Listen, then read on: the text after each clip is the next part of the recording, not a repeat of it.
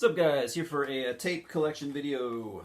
I got 10 tapes here, and when I'm done with those, I'm also going to go through 10 more of my death metal shirts. I haven't done those in a while, and I haven't done these tapes. I haven't done my tape collection in a while either, so I've been wanting to get back to that. Just add a little more variation. I get stuck in the rut of just kind of doing the same one or two videos all the time. So I'm trying to get back to rotating things, keeping it fresh, keeping it fun, keeping it safe. All right, here we go.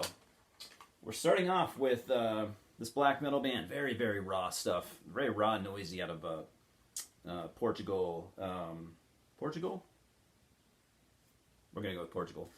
We have Arkenstone with their debut demo, Noctis Armageddon 666. This came out on the Alastor Rex label. Alastor Rex, that's a Portuguese label, right? Yeah, pretty sure. Don't know the limitation on this, but anyways, this is their debut demo. Let's see. I think it came out in 2000. It came out in 99, actually. Holy shit. I didn't remember this being so old. But anyway, Arkenstone, I've always kind of liked this band. I mean, they have, like I said, super raw, reverby, kind of triumphant black metal, but I can't stress enough how raw they are, and reverb on the vocals is about as reverby as it gets. But I've always liked this band, especially with this next release. This is actually going to be their debut full-length album from 2006, Hymns to Our Father's Land. Hymns to Our Fatherland. Just father, not fathers. One dad, not two. This came out on AMF Productions. It's a very dark tape. It's not going to show up too well, but I think you get the picture. More of the same. I mean, I've heard a number of releases from these guys, and I wouldn't say, at least from what I've heard, it doesn't vary a whole lot. I'd kind of throw a Darkthrone comparison out there as far as the riffs and everything, and that kind of that cold feel. But then it's even more raw than Darkthrone ever were, and a lot more reverb on the vocals. I'm not trying to say they aim to sound like Darkthrone, but sometimes in the riffs, I'm definitely getting some Darkthrone vibes. So if you like Darkthrone, and maybe early Judas Iscariot, Burzum, early Burzum, stuff like that, you might like Arkenstone. I enjoy them from time to time. Next, we're going to move on to one of my favorite Polish black metal bands. Actually, we're going to go with Arkona.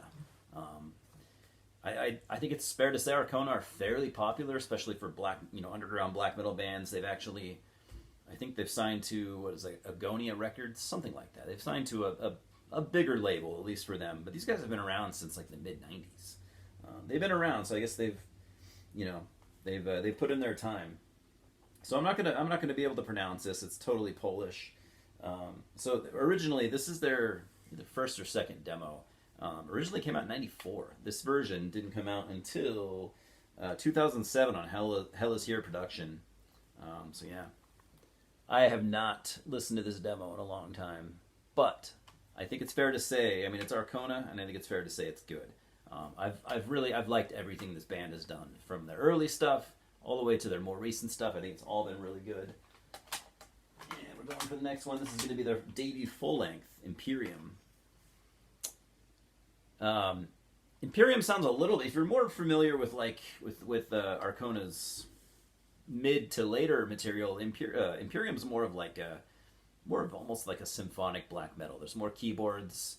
I think it's fair to say you could probably call this symphonic black metal, kind of early Emperor inspired, which they would kind of ditch that later on, but they did it well, and they could have stuck with it, and I wouldn't have complained. This originally came out in '96. This is the Nightbirds Records version, which they put this out in 2005. So yeah, Arkona, Imperium. Maybe my favorite album from this band, but that's debatable. That's really debatable because they have a lot of quality going on. We'll talk about the other album that is probably my favorite from theirs. We'll talk about that in a little bit, but we're going to go to their second full-length album with Zeta Reticuli, a tale about hatred and total enslavement. That sounds a little crazy, right? Another fantastic black metal album from Arkona. This is the Pussy God Records version. If you're into black metal, you're probably aware of Pussy God Records. It was ran by, I think they're still active. I can't remember. It was ran by one of the dudes from Maniac Butcher. the famous Czech black metal band, who I'm also a big fan of. So yeah, this is their second full-length album from 2001. Very, very good. Now their third album. This one is, I've often said this is my favorite Arkona album. This is their third full length. Like I said, this originally came out in 2002. This is the 2007 version from also Hell Is Here production. So this album sounds more. I say it sounds kind of more Norwegian, kind of like that Norwegian riffy raw black metal. I think there's some Immortal comparisons you could probably make. If you like early Immortal, you might want to look into the Nocturnal Arconian Hordes. Very good black metal. Don't sleep on it. And we're going to end it with, we might have to backtrack a little bit, because I think this is actually, no, I think we're doing all right. I think I've been accurate so far. This is their fourth album. Came out in 2006 on Hell Is Here production. I'm not going to be able to pronounce that, another Polish title, but another fantastic Arkona album. Maybe it's not one of my favorites, like some of those others, but it's still very good. Like I said, I've yet to hear an Arkona album that I couldn't get behind. All right, next we have the U.S. Black metal band. There was a lot of noise going on for the first couple years of this band's career, but I don't seem to really hear about them much anymore, if at all. But this is their second demo. Second demo from 2006. We're talking about Ashpool. They made a lot of noise, like I said, for their first couple demos. They very depraved and like sexual deviancy type lyrics, which has never really been my thing, but whatever. I don't do what you want. I'll listen to it if I like it. Raw black metal. It's been a long time since I've listened to it. Definitely raw. There's definitely some melody in there. Pretty decent musicianship. Look into it. Look into it just, if you like raw black metal in general. This might, if you haven't been into black metal for a long, long time, you might not ever have heard of this band. But like I said, there was a lot of talk about them, I feel like, 2005 to 2008, or maybe even 2010. But I'm not a super big fan of this, but it is good. This came out on Tour de Garde, which is the kind of a infamous label out of Canada, ran by one of the guys from Akitsa. Tour de Garde, yep, cool label. They put out some good stuff. Next we have, if you've watched this channel for a while, or even more than probably 10 times, this should be no surprise to you that I have this. If you haven't seen this channel much, this is going to really throw you off, because everything else I'm showing today is black metal. And then we have the 1982 debut album from Asia. I have it on vinyl, I have it on CD, I have this thing all over the fucking place. I'm not going to talk about it. Asia, I think we all know who they are. Kind of prog supergroup. Steve Howe from Yes. John Wetton from, King Crimson and other stuff. King Crimson, UK. Carl Palmer from Emerson, Lake and Palmer. It's a good album. I've always liked it. I've always been a big fan of this band in general. And the last tape we're going to show is the 2005, it's probably fourth, fifth, maybe sixth full-length album. Probably my favorite from this band, though. We're talking about Ukraine's Astrophase. So I have the version that has the Ukrainian title. I think it's called Those Who Are Immortal or something like that. Anyways, very, very good album. I've always really liked this band. I have the Stuza production version. Show that again. Very cool cover art. One of the best bands from Ukraine. If you like Ukrainian black metal or that Russian stuff, if you like any of the heavy hitters from Ukraine and Russia, if you like Druk, Forest, I mean, I could go on and on and on, but if you like those bands, Nocturnal Mortem, anyways, you need to hear Astrophase if you like those bands, because Astrophase are as good as any of those bands. So that's it for the tapes. I'm going to show now 10 of my death metal t-shirts.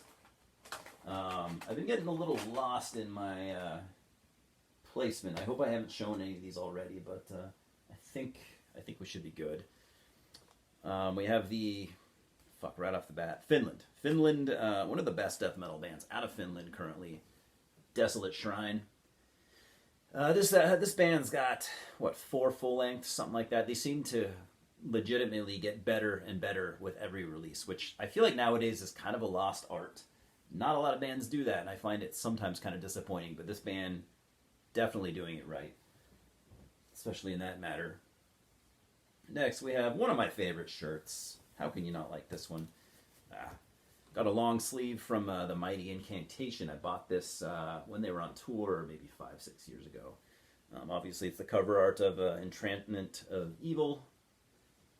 You got the print on the sleeves with the logo, or band logo, and some kind of occult-looking sigil stuff, which is always cool. You got the back, which is awesome. Yeah, top-notch shirt from a top-notch band. Obviously, classic US death metal. Come on. And then we have another good death metal band out of, I think also out of Finland, got Lantern. This band, they were kind of a tough sell for me at first, and I don't remember why. I think it was because of their first album. I don't think it's their best work, but it grew on me pretty quick. Yeah, heavy, dirty, but not super dirty death metal out of Finland. They have a kind of a unique sound. I think it's because the vocalist, I don't know, he's just got a unique kind of hoarse shouting style vocal. He doesn't sound like every death metal vocalist. Definitely a band to watch. They were on Dark Descent. I don't know if they still are. I couldn't really say. It's been a while since I've heard anything from them or really followed them, but they're a good band. Next we have this classic, Entombed. Obviously, this is from the second album. I don't think it's a bootleg, but it does not have the title of the album, which makes me think, I don't know. So I bought this from a record store nearby. It's the back. And so he said he got a bunch of stuff. This was years back. He got a bunch of stuff from some guy who used to work for Century Media. So if Century Media was selling this, I feel like it's probably not a bootleg, but yeah, like I said, not having the album title on there. I don't know. Either way, even if it is a bootleg, I mean, it looks perfect. And it's an awesome shirt. I've worn it many a time. Entombed, obviously, classic Swedish death metal. There's nothing I could possibly say about them that would do anything for you at all, so I'm just going to shut my mouth. Next, another one of my favorites. One of the best U.S. death metal bands, hands down, out of Chicago or the Chicago area. We got Cardiac Arrest, Vortex of Violence. This is their cover art from their, I don't know, 3rd, 4th album, something like that. Absolutely killer. Everything they've done is awesome. Heavy fucking old school death metal, done the Chicago way. Just head bashing death metal. And this one, I mean, there's not anything really to say about this. Just a classic logo death shirt. Bought this years ago from like Relapse Records or something, and it's held up pretty well. It's starting to fall apart, but still looks good. One of my favorite death metal bands, favorite current death metal bands, I'd say, but they've been around a while. I think they've been around at least 15 years at this point. Out of Japan, the Mighty Coffins. This comes from the cover of what's that one album? Is it Under the Stench? Or Under the Stench, I think, is a song from the album. I don't remember, but it's my favorite Coffins album. I sometimes, for some reason, I just call it Under the Stench.